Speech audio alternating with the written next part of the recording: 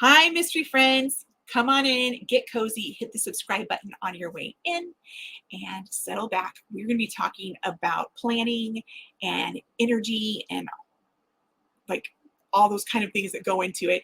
I'm Sarah Hualde. If we haven't met already, it's nice to have you here. I am a homeschooling mom and the author of over 3 mystery series. So I have a lot going on and a lot of plates spinning in the air. And that is the time where it's most crucial to have like good routines and plans in place, right? When you've got so much going on, you have to have a plan, you have to have goals and plans.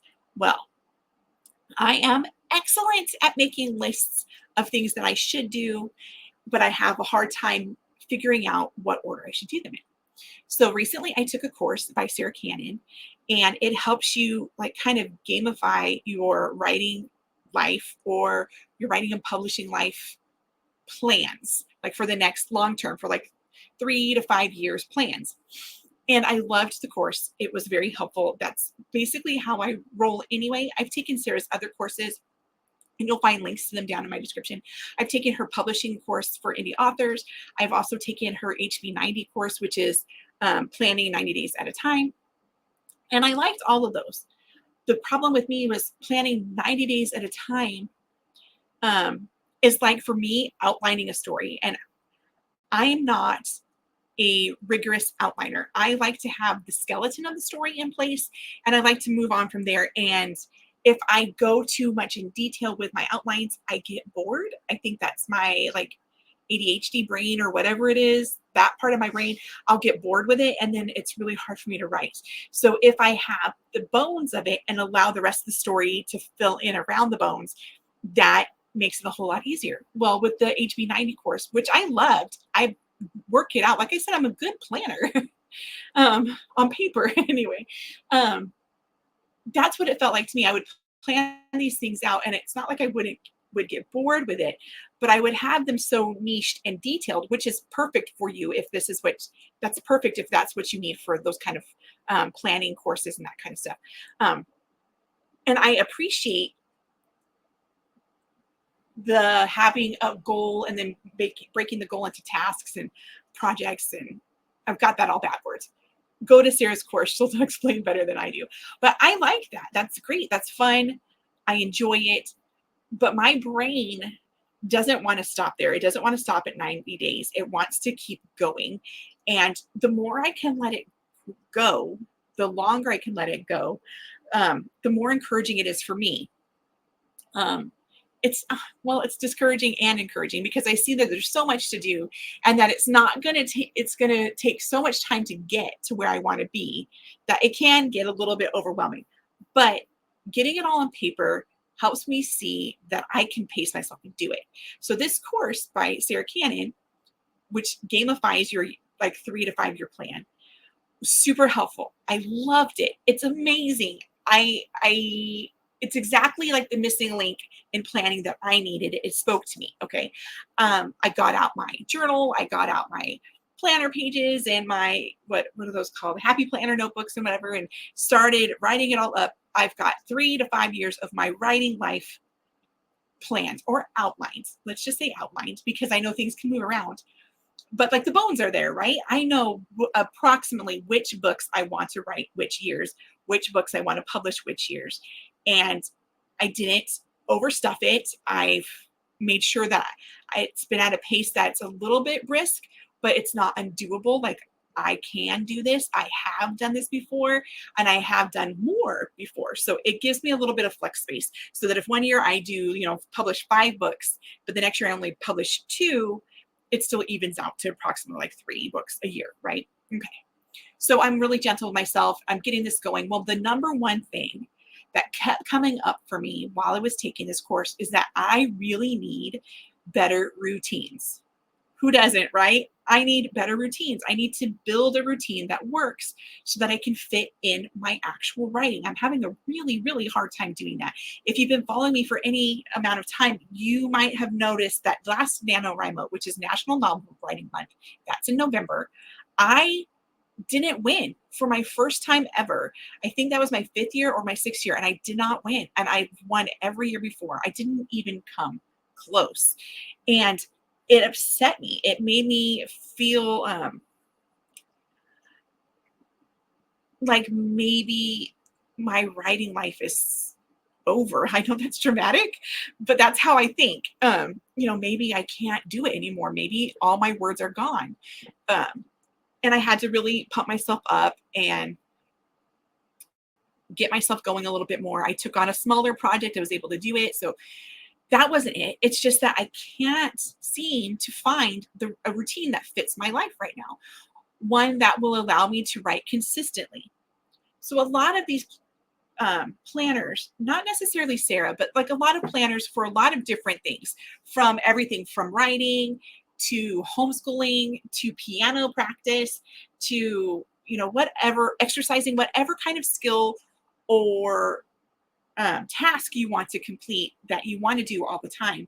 They tell you need to have a routine, and that's probably best if you carve in your journal or your planner or your calendar out time to do this every day. 3 to 5 p.m. is my writing time, right? That's not possible for me. And I know that sounds like this major cop out, okay? But it isn't. And I don't know if it ever will be. I hope it will be one day. But at this moment in my life, in this season, that is not possible.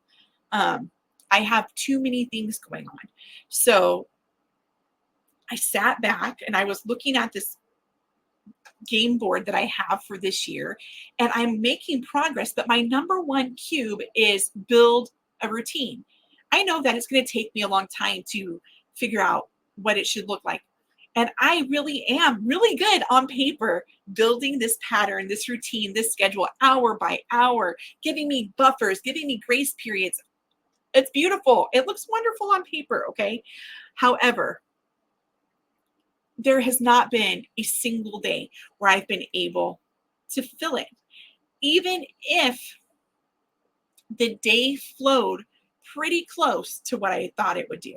So I'll try to give you an example of like my day without oversharing too much. But like, I wake up early in the morning and I drive one of my kids to work. Okay. This has been something that's been happening for a few years now. We are working on getting that person a little bit more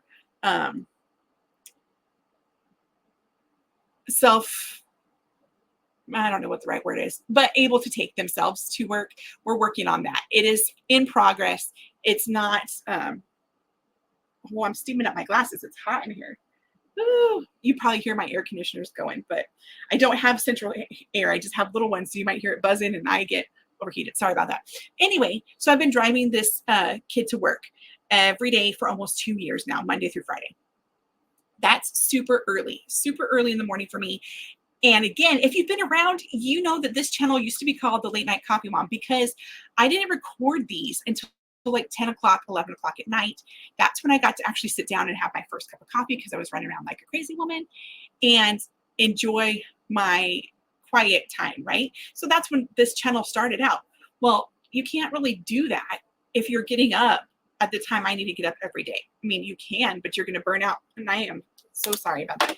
You're going to burn out super fast if you stay up super late like I was used to doing and then go to bed and get up super early the next day. So that took a lot of adjustment and getting used to. So that's something that I do every day, Monday through Friday, pretty much. Okay. That also means I have to pick that person up. So in the middle of the day, everything comes to a halt and I go pick that person up. Okay. It's not far. It's not long. And it actually does facilitate some great, like, alone time with this kid and discussion time. That's wonderful. Okay. Like I said, we all are working toward it being different, but right now that's how it is. Then I still have another kid at home who is requiring homeschooling still. So,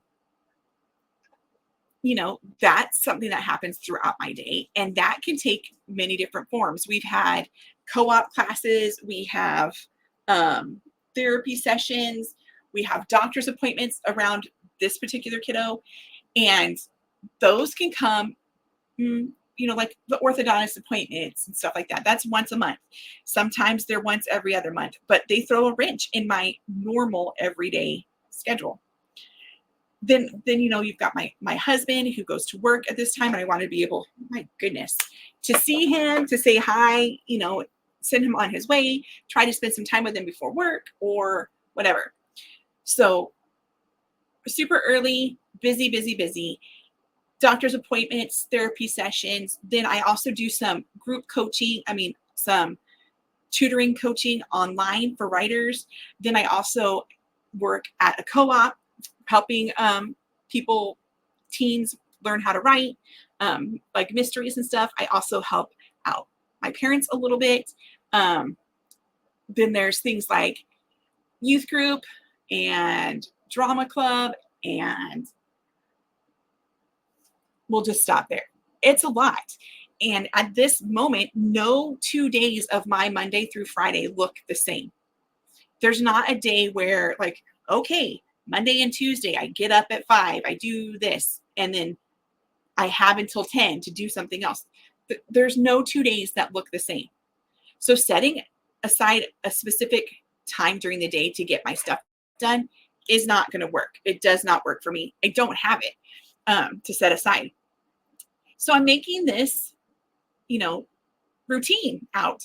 And I'm like, I'm going to do this. I am going to get up in the morning. And when I get home, I'm going to do my Bible study time, and I'm going to do my movement time. And then I'm going to start writing. Well, yeah, that's great.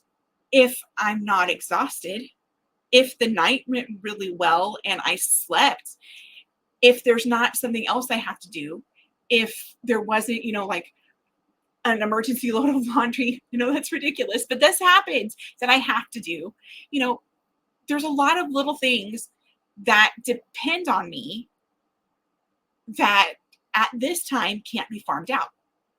Eventually they will be, but right now in this season of my life, they can't.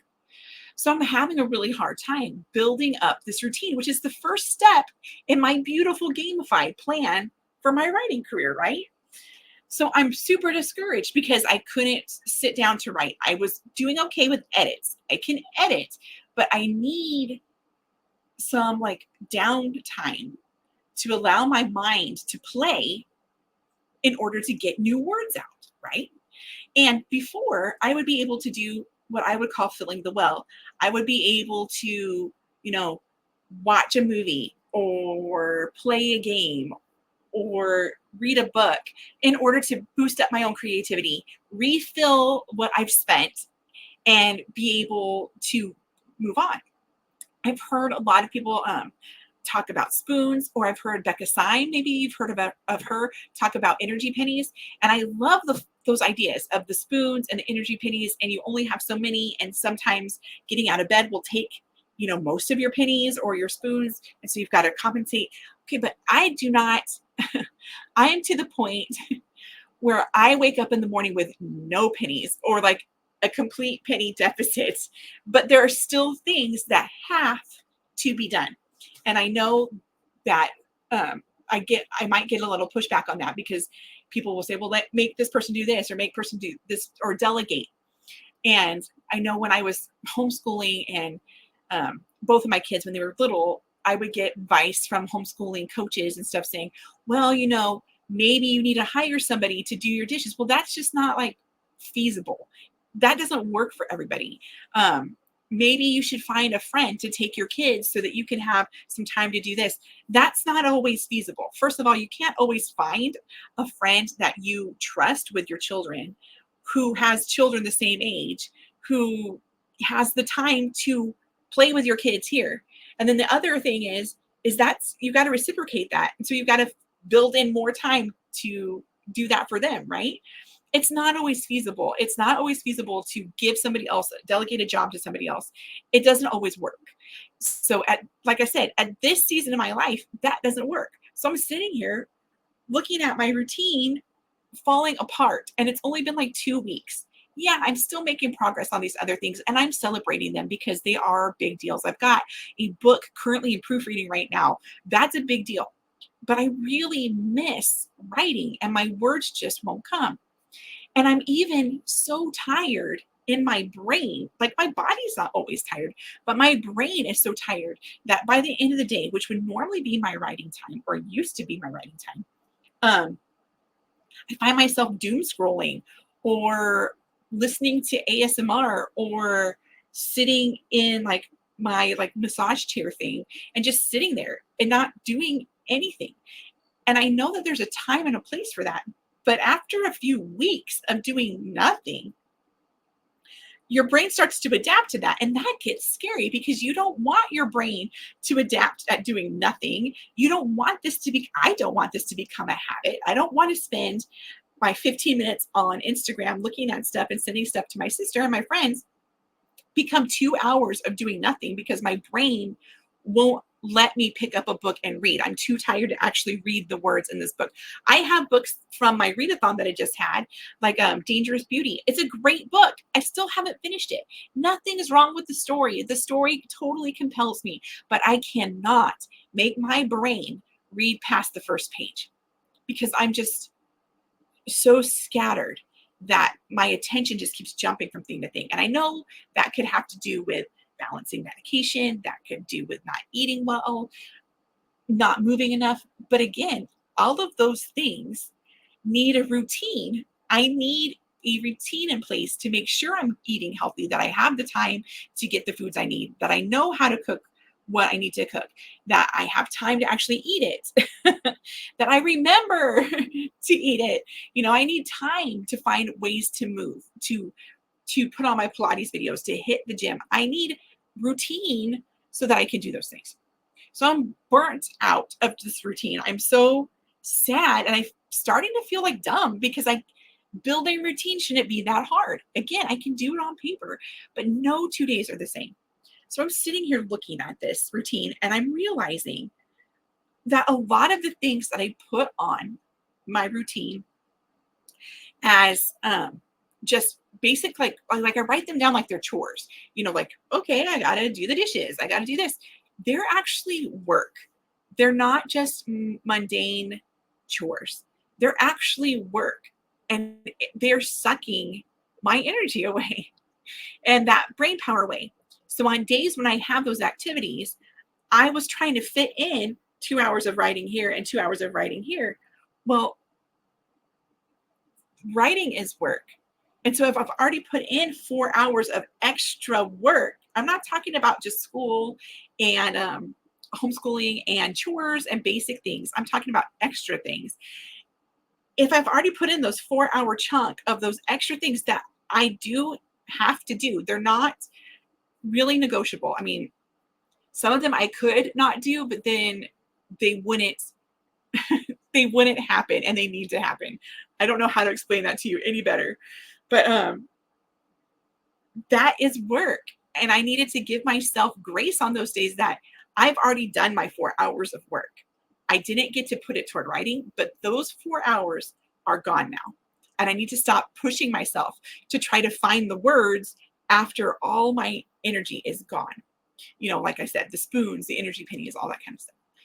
Well, I was thinking about that and I turn on YouTube, probably looking for an ASMR because just having people, I know this is weird, but having people whisper in my ear, like as they're doing little projects, like, I don't know, it's weird, will relax me. It calms me down. It gives my brain something to focus on and not focus on at the same time so that I can think.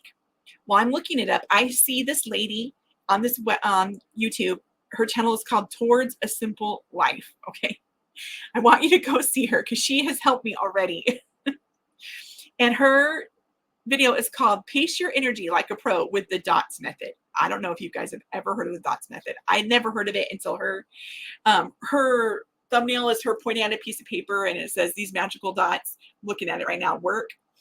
She calls them killer dots. She made a mistake pronouncing color dots and it's killer dots. So I am going to call them killer dots because I think that's super cute, especially for a mystery writer.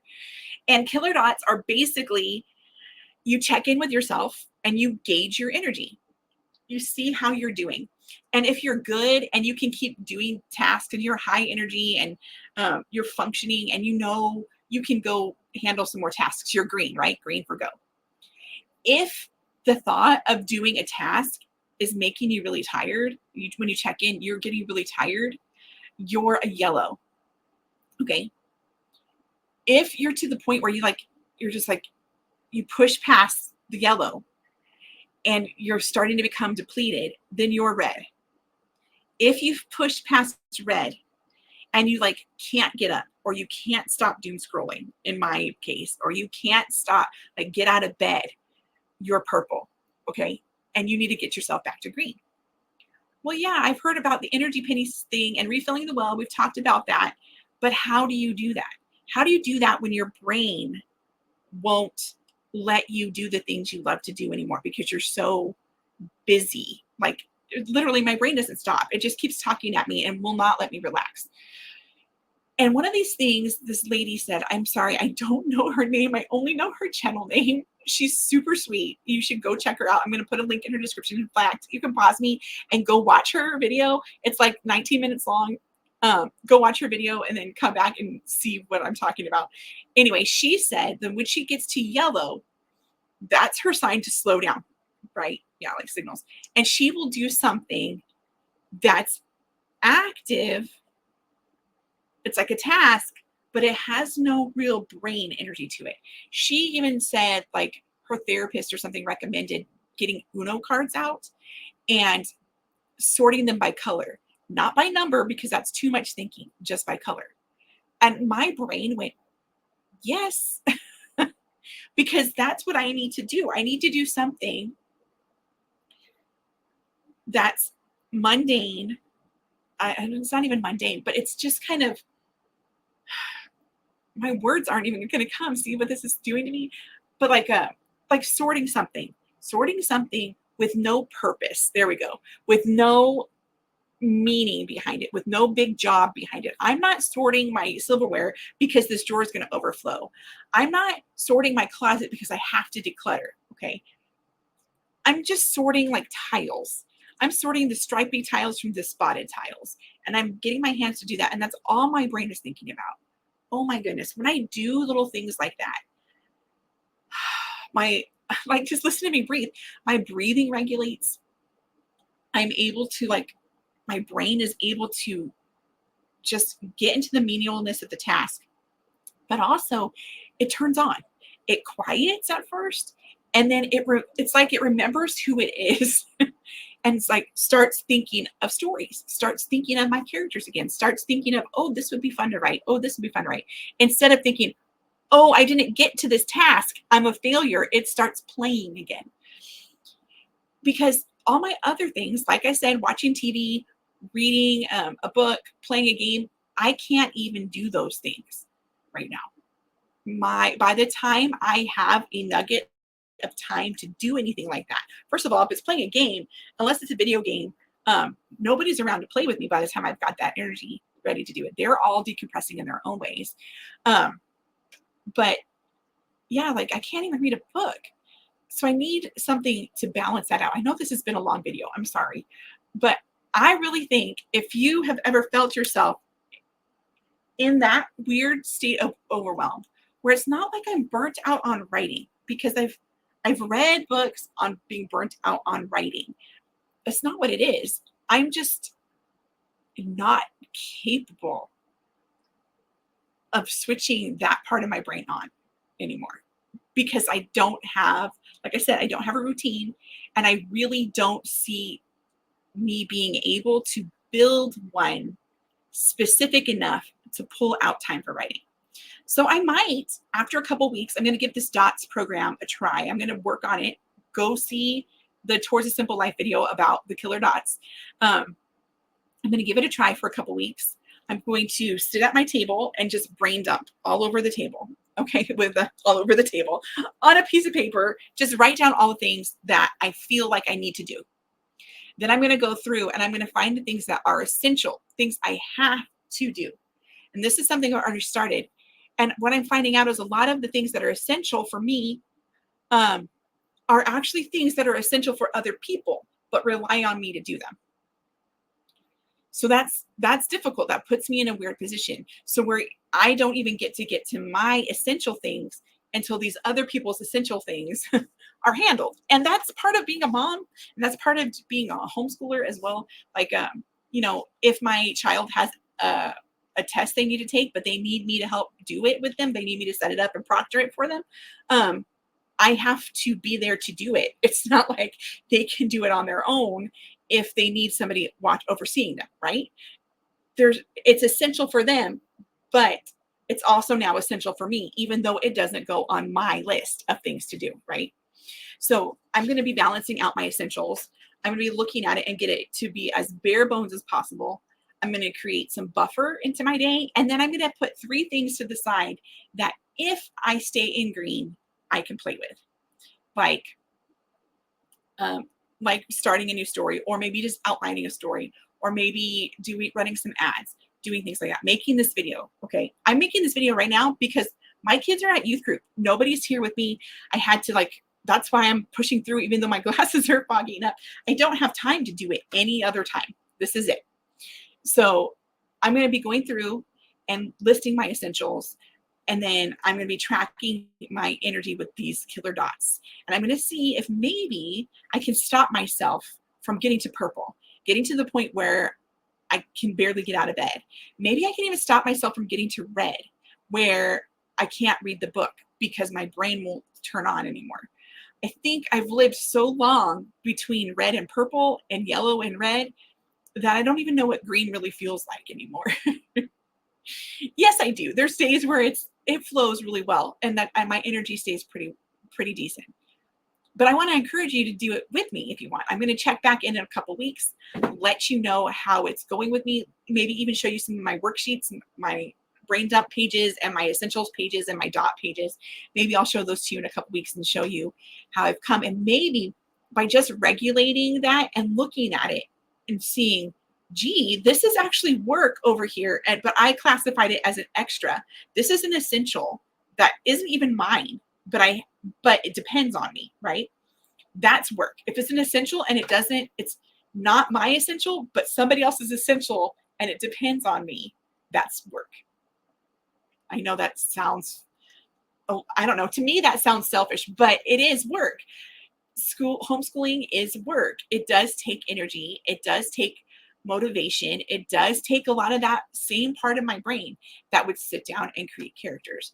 And I don't know if it's age. I don't know if it's just the pace of my life right now, but I can't get to the point where I can create the way I want to anymore. And so this is my journey to start regulating so that I can try to get back there. And I would encourage you, if you have a similar situation, like oh my gosh, if you're in a similar situation where you find yourself burning out and you don't even really know why, or you have people telling you that you're doing a lot, but you don't really see that you're doing a lot because it's not coming off of your checklist, because it's on other people's checklist that you're helping fulfill. And there's a season for that. Okay. This isn't a forever thing. Maybe you should join me too and do the killer dots with me. And I would highly recommend you check out, especially if you're a writer, Sarah's courses on writing. I'll leave a link in the description about those things for me. And I'll link you to Towards a Simple Life video, because it really did help. She's super mellow, super easy to listen to. And you can tell that she knows what it's like to just be done and need some help getting back on track. I hope this has been encouraging for you. This has been a really long recording. I know I meandered. That's part of the problem. That's part of the problem. And we're going to see if these killer dots can help me get back to me or find a new normal for me. All right. I love you. I'm praying for you, and I'll catch you later. Bye.